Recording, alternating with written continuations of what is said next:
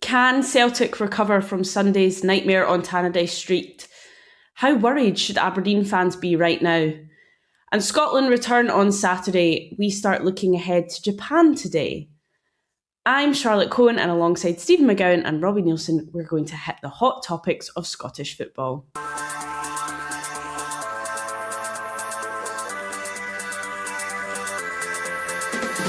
Welcome to the Scottish Football Podcast, all the news, views and analysis you need on Wednesday the 25th of March.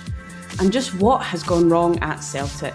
Nick Walsh will be sounding the full-time whistle right about now, and Celtic have lost ground. United with a huge victory. Celtic look a shadow of what they should be right now. Where does Celtic find a way to get back on top? And they're not the only team struggling at the moment. Tavernier loves a goal against Aberdeen. He takes it, he scores! Wonderful free kick from Tavernier. It's his latest goal against the team he loves scoring against more than anyone else. What can new boss Stephen Robinson do to turn things around at Aberdeen? And we start the build-up to the Japan game right here. They're also important for the individuals. It's every opportunity for players to stake their claim, because there is only a select amount of places in the squad, and that's for everybody here the now to show. We'll fill you in on everything you need to know. The Scottish Football Podcast from BBC Sports Scotland. And alongside me to do all of that, Stephen McGowan, Herald football writer at large. Stephen, morning, how's things? But this time in the morning, distinctly average, Charlotte. But that's not bad. It's not bad. And joining us as well, Robbie Neilson, former Hearts and Dundee United manager. Morning, Robbie. How are things in Belgium? Morning, Charlotte. All good at the moment here. An hour ahead, so nice and bright. It's actually been quite bright here today. It's a surprise. I know. Won't last. Judith Wilson's wandered in, I think. Well, let's get started then with talking about Celtic. Stephen, the United defeat, probably a low point for Celtic given the kind of momentum that they had been building, beating Motherwell, being within 2 points of the top. First of all, what did you make of O'Neill's team selection for that one? I think you've kind of reached a point with Celtic now where almost regardless of the team selection, you expect a really tough game for them, because irrespective of who plays and irrespective of the pitch, and there was much discussion about that as well, they are really struggling and making heavy weather of their league campaign. I mean, you asked earlier what's gone wrong. I think it's one of these seasons where for Celtic it's almost a case of what's not gone wrong. Form, injuries, poor recruitment, managerial issues. I think you have to go back to the days of John Barnes and Kenny Dalglish to find the last time Celtic lost this many games in a league season. They've lost more than Hearts and Rangers combined. They've lost more than either Hibernian or Motherwell. And the goal difference is none too clever either. I think the other day there was probably the most worrying aspect of it at Tannadice was the fact it was really quite a gutless performance. There was very little in terms of physicality, in terms of mental strength either. You've seen Celtic come back and launch these kind of late gung-ho comebacks to save their bacon at times this season. There's no indication of that at all in Dundee, I don't think. I don't think they ever looked as if they were going to come back. What Dundee United were comfortably the better team, really deserving winners. They handled the conditions, they handled the circumstances better. And given that Dundee United are a team who are struggling to get into the top six and probably their chances pretty much gone and that Celtic are going for a title, I think that has to be really worrying for Martin O'Neill and for Celtic at large. What about, Robbie, because there's been a lot of talk about Celtic's lack of striking options. And we've seen that. I mean, they're really, really struggling to score goals. I think 60 goals worse off than last season across all competitions. But how much of an issue do you think that is for them? How much of a part do you think that has played in what's gone wrong this season? I think both ends of the pitch, really. You know, when you're looking at the striker options, and they've got Iheanacho, who's only played like 5 games, and they're relying on him now to come in and try and score goals. Obviously, Nygren's got 14, but other than that, you know, they're just not scoring, they're not creating. I think, same as Stephen said in the game at the weekend against Dundee United, I watched it, and, you know, you would expect Celtic to make substitutions and bring on goals, and the game goes in their favour. And as we've seen over the years, they score in the last couple of minutes, but it was just flat. And I think from a striking point of view, the recruitment's been poor. They're not scoring enough goals, not creating enough chances, but also defensively. It seems to be, a lottery every time they pick a defence, who they're going to go with. I know the injury-wise, obviously, Carter Vickers been out, Johnson been out, Trusty's been out for a wee while, Schmeichel's form's been off, he's now out as well. So both ends of the pitch, the two most important areas, the defensive line and the attacking line, is just, you just don't know what you're going to get performance-wise, but also personnel-wise. So, yeah, it's been a horrendous season for Celtic, and I don't see it getting any better. I mean, they lost a lot of goals, obviously, when they so much talk about Kyogo. It's quite a long time ago now. They sold Adam Ida without really bringing in a permanent replacement. They allowed Nicholas Kuhn to go, who was worth a few goals. But a big factor as well is the players are still really Daizer Maeda. Now, you have to go back to January the 10th to find the last time Daizer Maeda scored a goal for Celtic. Now, this time last season, he was their finger in the dike. I think he was scoring something like 29 goals at this stage of the season. This year he's on 8. So that's a major number of goals that have gone, and I think that's reflected in their goal difference, which, as Robbie says, is caused by biases at both ends of the pitch. And I suppose as well, Robbie, you touched on it, there's a lack of creativity in that team. They're bringing on like James Forrest, for example. No disrespect to James Forrest, but I mean, he's towards the end of his career now. You're bringing him on in an effort to try and change games when you've signed all these wingers, all these forward players who, one, aren't even getting in the team, and two, when they do, don't look any great shakes. Yeah, I think it's been spoken about, with the recruitment side of things, not been good enough this season. Also, you've got Jota out injured, who, over the last season, like top player, so you're missing guys like that. So I just think that the recruitment's been really poor. I just think, when you look at Celtic's bench, they just don't have those top quality players that they've had previously. Maeda at times last season, Maeda would maybe be coming on with the last 30 minutes and the game is then open and he can go and score 1 or 2 goals and take the game away. But now you're relying on him from the start. And he's playing striker, he's playing left. Obviously there was a transfer issues in the January. It just looks as if he wants out.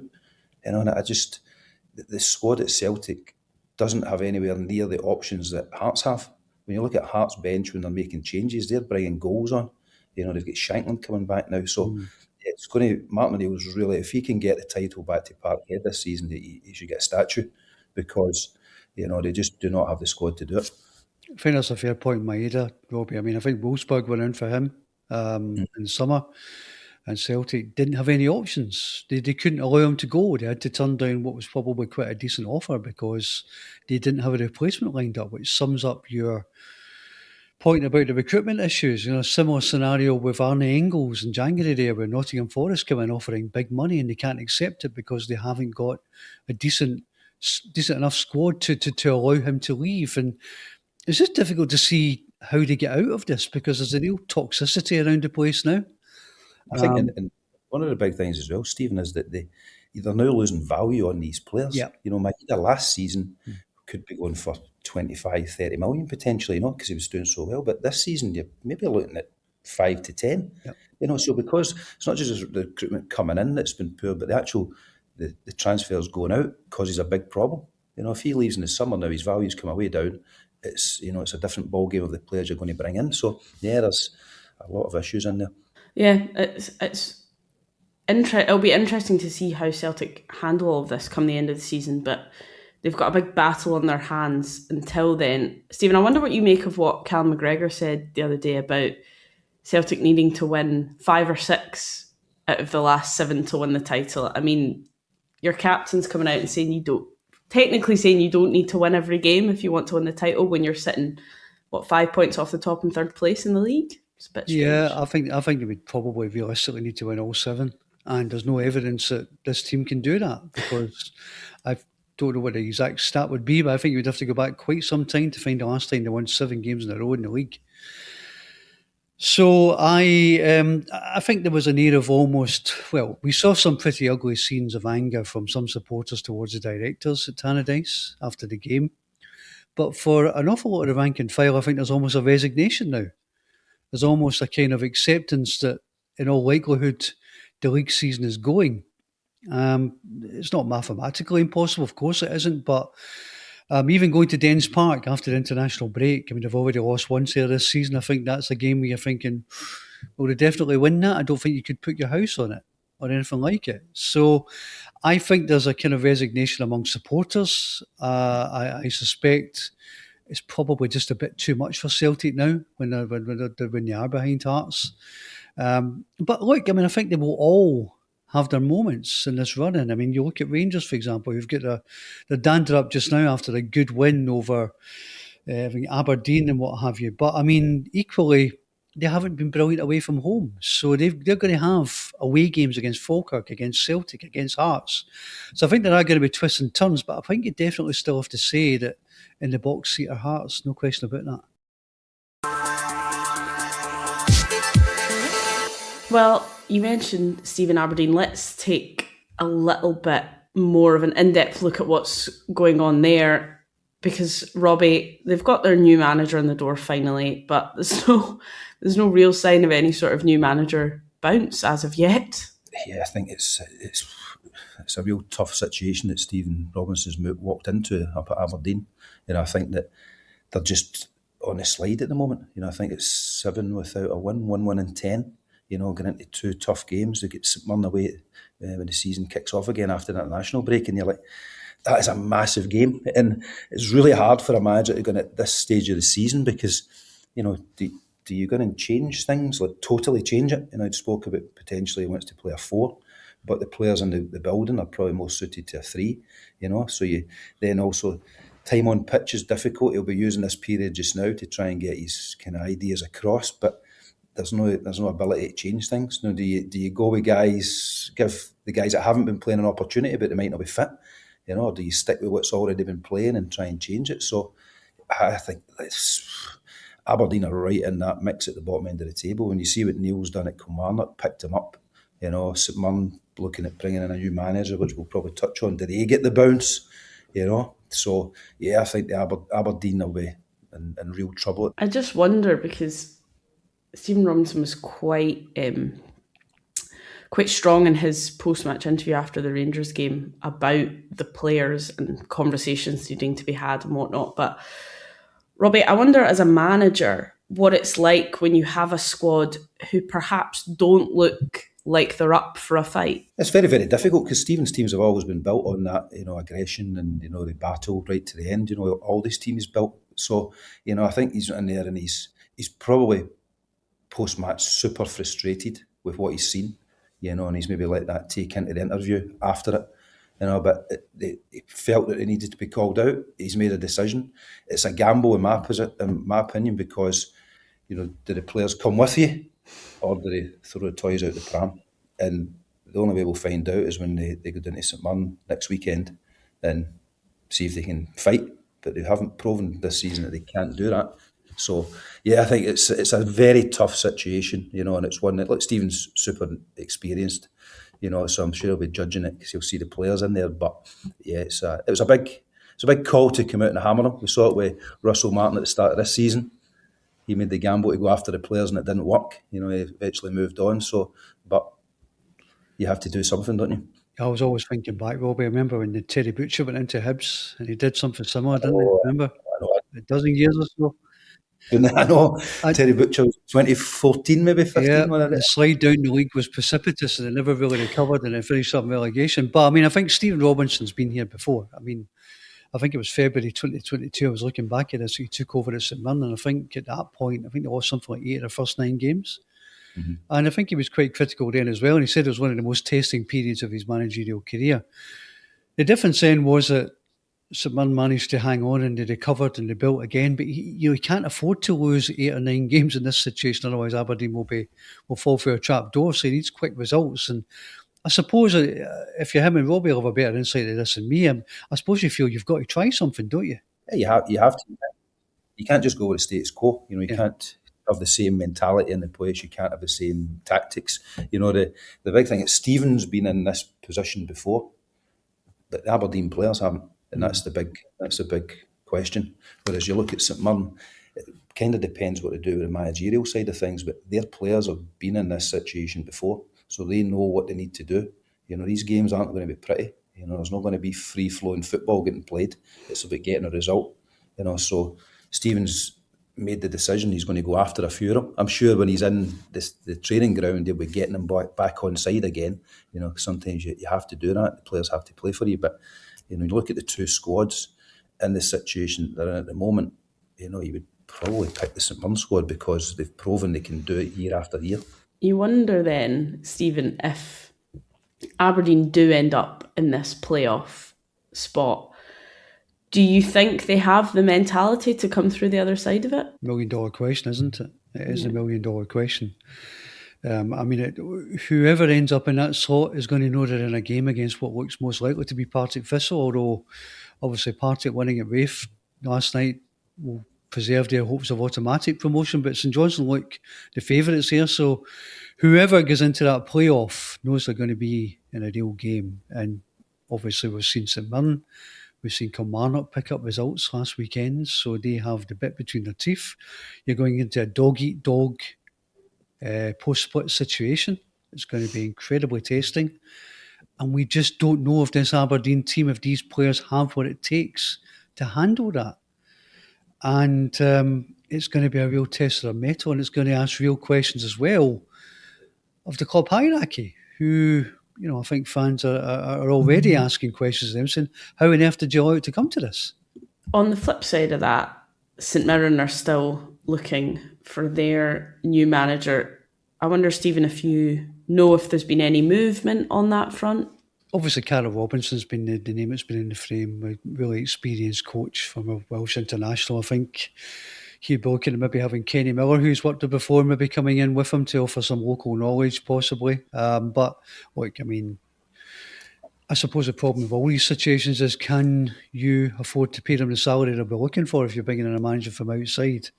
I think there was a conspicuous lack of obvious candidates for St Mirren. And it's a real difficult job to go into because Stephen Robinson has raised the expectations and the standards so high with all these top six finishes. But, Craig McLeish has done a solid job. I don't think you can rule him out. I think if they had to go with him until the end of the season, if they couldn't get Carol Robinson or a permanent candidate lined up, I think that would be okay. Maybe with a more experienced coach coming in beside him, I don't know, maybe a Tony Dock or whatever, I don't know. But I think obviously we're winning that game against Falkirk. St Mirren have bought themselves some momentum, some breathing space. So I think whatever happens, they'll fancy their chances of surviving come what may. Do you think, Robbie, if they can't make a permanent appointment until the end of the season, we're kind of running out of time at this stage, but do you think they would be? Do you think fans would be okay with that? Do you think the team would be okay with that if they just have the interim staff in until the end of the campaign? Results will dictate what the fans think about it. If they get someone in and they pick up, then they've made the right decision. If they don't bring him down and they go down, it's the wrong. So I think for me, if it's a big call at the moment. I think Carol Robinson has got massive experience, but out with the UK, out with Scotland. I think I don't know him personally, but I know a couple of his staff that work with him. Very, very good coach. But coming into this situation, you're not going to change the team overnight. You're not going to come in and start playing a different style of football. You've only got 2 league games left, and then you get into the split. So, they might potentially go down the route of keeping Craig McLeish in. But if they do that, I would expect him to bring in an experienced coach beside him just to help him in certain situations. It's the unknown for him as a young coach. There'll be situations, there'll be pressure that he needs somebody to speak to. So, as Stephen said, I can see maybe a Tony Docherty going in or somebody like that, that knows the game in Scotland, has experienced these situations before. But it's a big call for St Mirren. I think whether they bring someone in or whether they wait to the end of the season, results will dictate whether it was the right decision or not.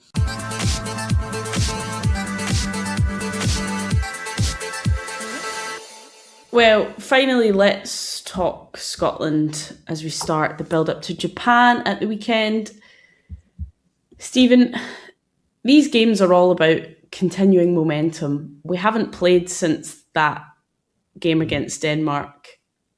How do we keep that that momentum from that game when it's so much further down the line?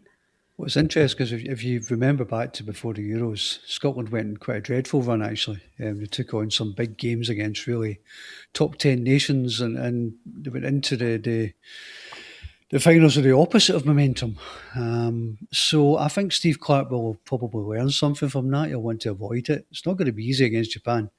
19th in the FIFA rankings, a really excellent, technical, competent nation who have got really high hopes of going beyond the last 16 of the World Cup for the first time. I mean, the last time in Qatar, I was there and I watched them beating Germany and beating Spain, and so many good players playing at a really high level. So this is a really tough game, and it's onto the Ivory Coast and Liverpool on Monday and Tuesday, which again is going to be a tough test. So certainly Scotland not taking it easy, but I think it would be good. I mean, the last time I think we were all hammed to watch Scotland, it was the most memorable night I think most of us have witnessed for the national team against Denmark, and don't want to lose that. So I would like to think and hope that Steve Clarke will play a reasonably strong team. But look to try and keep that going and try and give the Tartan Army something to give them a bit of belief going into what's going to be a really testing finals and a testing group in America. What did you make of the squad, Robbie? Because this could have been an opportunity for Steve Clarke to maybe introduce some new names into the frame, but he's kind of stuck almost with what we all expected. What did you make of that? Yeah, I think that Steve, Steve is very loyal to the players that he's got in his squad, and rightly he should be as well, because these guys have got him to the World Cup, So he's bringing them in. Obviously, Finlay Curtis coming in, so some of the young ones, which I think's great to see. Obviously, went on loan, has done really well coming in. So there is one or two in there that he's bringing into the group, but. Steve has, as I said, been very, very loyal. He'll be using these games to keep that unity within the group. I'm pretty sure he'll probably know 90% of the team that will start in that first game against Haiti. And it's just about hoping that these guys will be fit and ready to go. And if he can build a little bit, maintain momentum after the Denmark game, which is very difficult in international football because of the gaps you have in between it and injuries that players will pick up.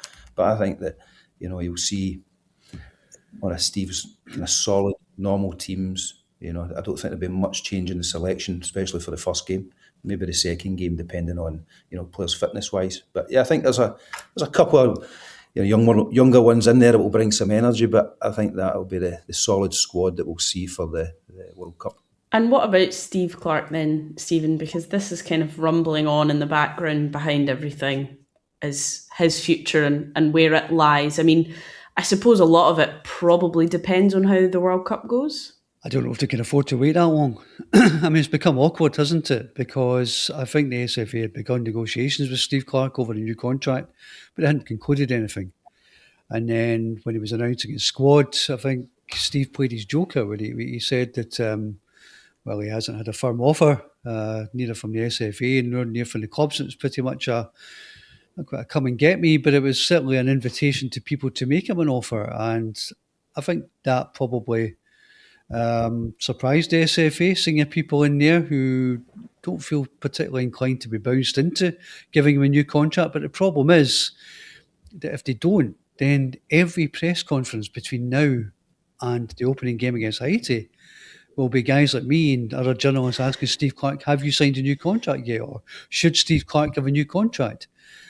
And that will be asked of the players, it will be asked of Stephen Naismith, it will be asked of everybody. And you then get into the danger of possibly a bit of a distraction ahead of what's the first World Cup in 28 years. So I think it would be in the interest of the SFA to get this one wrapped up. I think Stephen Naismith said yesterday that he thought it might be.